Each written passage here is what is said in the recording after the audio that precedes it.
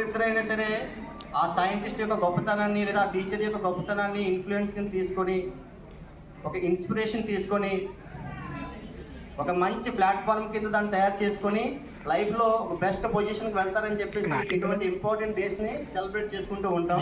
అందులో భాగంగానే మనం ఈరోజు the great scientist from physics department sir CV Raman గారి great invention Raman effect. So scattering of light already madam గారు అందరూ డిస్కస్ చేశారు. ఆ రోజు కనుక్కున్న scattering of light Raman effect అని చెప్పేసి అంటారు. అది కనుక్కున్న సందర్భంగా మన ఏషియన్ కాంటినెంట్ నుంచి ఫస్ట్ టైం నోబెల్ ప్రైజ్ అందుకున్నటువంటి గొప్ప శాస్త్రవేత్త మన సివి రామన్ గారు. సో అప్పటి నుంచి కూడా మన దేశంలో ఎన్నో ఇన్వెంట్స్ జరుగుతూనే ఉంటున్నాయి. అటువంటి సైంటిస్టులు మోటివేషన్ కింద తీసుకొని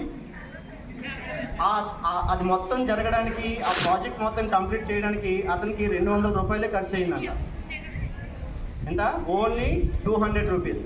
అదే ప్రాజెక్ట్ ఇప్పుడున్నటువంటి ఫెసిలిటీస్కి ఇప్పుడున్నటువంటి ఈ సౌకర్యాలన్నింటినీ యూజ్ చేసుకున్నా సరే కొన్ని కోట్ల రూపాయలు ఖర్చు అవుతున్నమాట.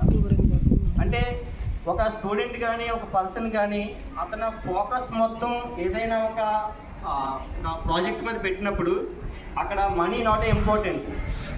మన బ్రెయిన్ ఎప్పుడైతే షార్ప్గా పనిచేస్తుందో అక్కడ డబ్బుతో సంబంధం లేదు. అందుకే మీకు గొప్ప గొప్ప శాస్త్రవేత్తలు అందరూ కూడా ఒక 300-400 సంవత్సరాల క్రితమే పుట్టారు.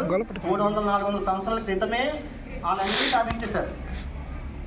ఇప్పుడు ఇన్ని ఫెసిలిటీస్ ఉండి కూడా మనం 5G టెక్నాలజీలో ఉన్నాము, 5th జనరేషన్ టెక్నాలజీలో ఉన్నాము.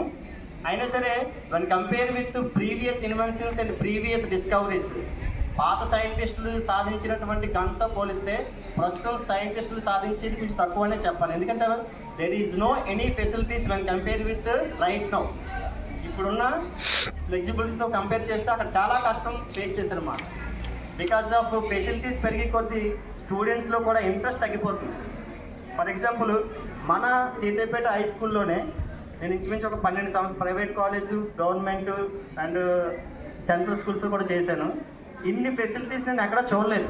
I really thank you and HM sir